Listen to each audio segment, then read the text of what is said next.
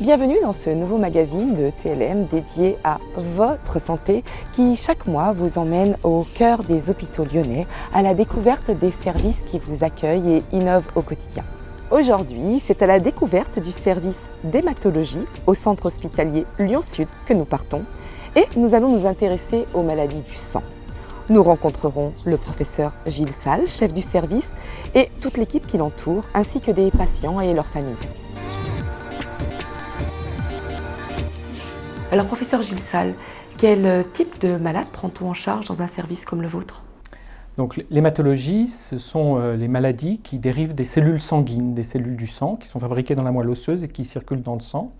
Et c'est un certain nombre de maladies cancéreuses, dont les plus connues sont les leucémies, avec des leucémies qu'on appelle des leucémies aiguës et d'autres qui sont plus chroniques, mais aussi les maladies des ganglions qu'on appelle les lymphomes et d'autres maladies qu'on appelle par exemple le myélome. Donc c'est un ensemble de maladies qui globalement représentent quasiment les 5e cancers en ordre d'incidence chez l'adulte en France et qui nécessitent des modes de prise en charge relativement diversifiés en fonction du caractère d'urgence et du type de soins qui seront délivrés aux malades. Donc tout ceci implique différents types de prise en charge, on imagine ?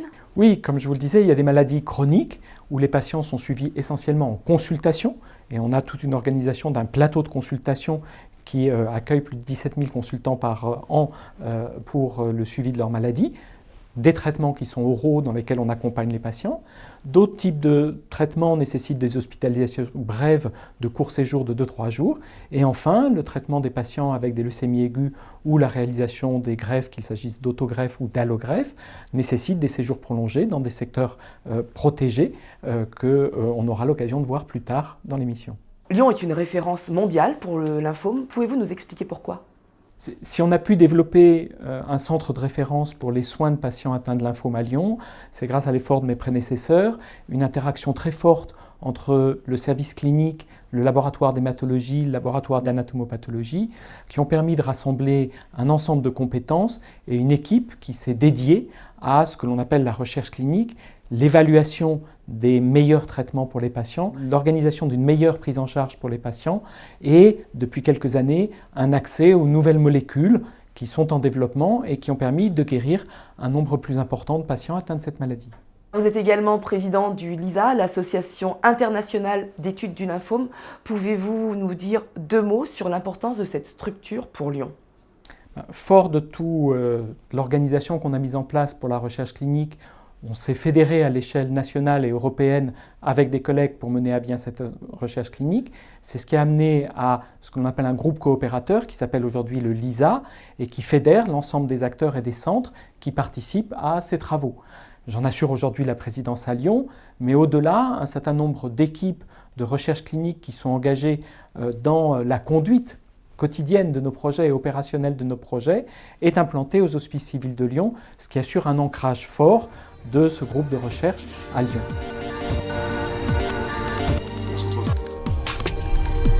Alors, professeur Catherine Rioufol, ici on bénéficie d'équipements de pointe, notamment avec une des unités de préparation de chimiothérapie les plus importantes en France. Pouvez-vous nous la présenter ? Oui, alors chaque jour, entre 200 et 300 chimiothérapies injectables sont préparées dans cette unité de préparation des anticancéreux injectables, ici à l'hôpital, y compris dans le cadre de 350 essais cliniques qui constituent déjà les médicaments contre le cancer de demain. Plus de la moitié de ces chimiothérapies sont destinées aux patients hospitalisés dans le service d'hématologie. L'équipe pharmaceutique est une équipe spécialisée en cancérologie qui travaille avec les médecins et les infirmières pour préparer le traitement le plus adapté aux patients. L'unité bénéficie d'une installation et d'équipements à la pointe de la technologie. Les chimiothérapies sont préparées avec un système d'assurance qualité rigoureux dans une zone d'atmosphère contrôlée sous des hautes afflux d'air laminaire verticales qui permettent de garantir la qualité de la préparation, sa stérilité et la sécurité du patient.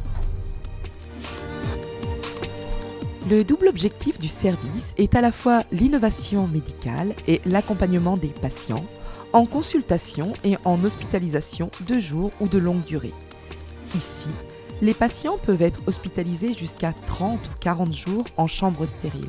Un séjour qui sous-entend de multiples précautions et contraintes, aussi bien pour les patients, le personnel soignant que les visiteurs. Notre journaliste Damien Decran s'est soumis, lui et son matériel, au même protocole afin de rencontrer un patient hospitalisé en chambre stérile. Ghislaine a 63 ans. Voilà maintenant 6 mois qu'elle subit un traitement pour une leucémie aiguë.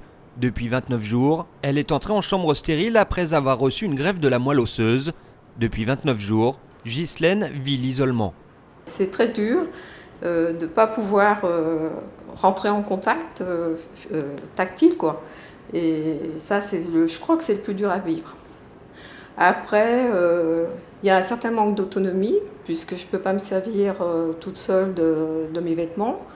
Donc mes vêtements sont dans une armoire, c'est stérilisé, donc je n'ai pas le droit de me servir toute seule, donc il y a un certain manque d'autonomie. S'il y a des règles à respecter, si je fais tomber quelque chose par terre, donc je ne peux pas le ramasser. Donc ça veut dire qu'on doit déranger l'aide-soignante ou l'infirmière. C'est le 3e séjour de Ghislaine en chambre stérile. Un séjour qui débute par une douche à la bétadine, le commencement d'une expérience souvent traumatisante, mais indispensable. Les traitements, lourds, détruisent les défenses immunitaires des patients. Ils sont par conséquent susceptibles de contracter toutes sortes d'infections. C'est pour se protéger de la contagion extérieure qu'ils sont placés dans des conditions d'hospitalisation très strictes. C'est un contrôle permanent qu'on fait auprès de nos patients et auprès des familles, à savoir ce qui doit rentrer, ne pas rentrer, ce que les patients peuvent toucher ou non. Il y a des règles aussi au niveau des visites. Ce jour-là, Serge vient rendre visite à sa compagne. Il est l'une des 2 visites autorisées par jour. Et voici le protocole qu'il doit suivre quotidiennement pour pouvoir pénétrer en chambre stérile. Donc ça, c'est un rituel que je fais depuis maintenant 6 mois.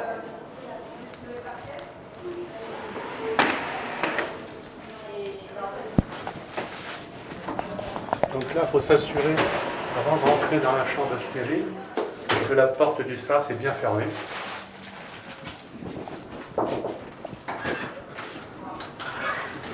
Bonjour Achille. Bonjour.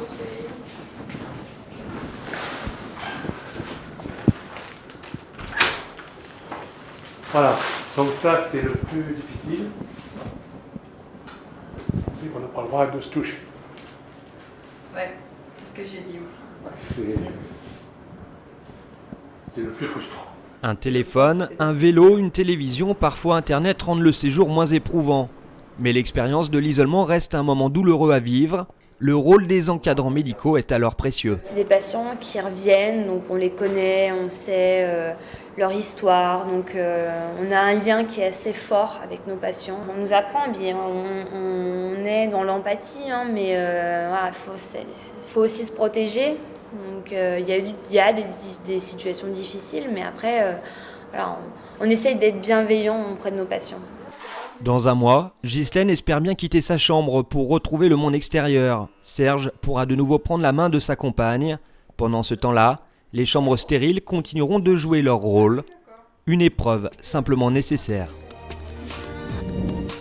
On vient de le voir, la vie en milieu confiné et stérile n'est pas évidente, ni pour les patients, ni pour les visiteurs, ni pour le personnel soignant. L'unité stérile est en lien direct avec la recherche clinique, c'est-à-dire qu'ici, on participe aussi au développement de médicaments. Cécile, vous êtes attachée de recherche clinique. Votre rôle est donc d'accompagner les essais cliniques. Expliquez-nous comment. Donc en fait, les patients, ils viennent pour être hospitalisés et ils vont bénéficier par l'intermédiaire des essais cliniques de nouvelles molécules, de thérapies innovantes. Donc c'est un réel bénéfice pour eux et nous, donc notre rôle, c'est de les accompagner, d'avoir leur consentement pour cet essai et d'organiser, à proprement parler, l'essai clinique avec eux et les médecins.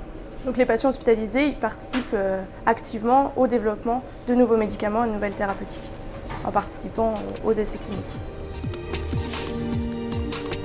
Nous l'avons compris, nous sommes dans un service d'hématologie intégré très complet où se mélangent recherche clinique et soins aux malades.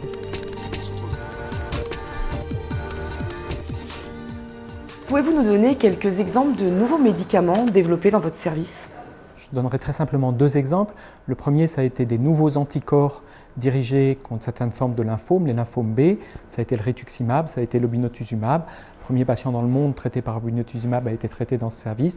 C'est un médicament qui est aujourd'hui reconnu pour le traitement de certains lymphomes et de certaines leucémies. Les deuxièmes nouveaux médicaments sont des médicaments qui bloquent le signal dans les cellules, les empêchent de grossir et de proliférer et qui sont aujourd'hui utilisés dans le traitement d'un certain nombre de leucémies chroniques. Alors vous disposez aussi au premier étage de ce bâtiment d'un service d'urgence. À qui est-il destiné ? Souvent, un certain nombre de maladies hématologiques se révèlent par des complications aiguës, qu'il s'agisse de saignements, d'infections ou d'un essoufflement lié à l'anémie, qui nécessitent une prise en charge rapide des patients. D'autres fois, ce sont des complications qui surviennent pendant ou après nos traitements, qui nécessitent de pouvoir accueillir ces patients. Donc nous disposons depuis récemment de 7 nouveaux lits d'hospitalisation pour mieux accueillir ces patients dans une structure spécialisée où ils bénéficient immédiatement des soins adaptés à leur état, dans un environnement adéquat. Et donc par qui sont adressés ces patients, les médecins généralistes ? La plupart de ces patients sont aujourd'hui réadressés depuis leur domicile par les médecins généralistes ou en contact direct avec nous lorsque nous les connaissions déjà. Alors dans un service comme le vôtre, on développe beaucoup de choses.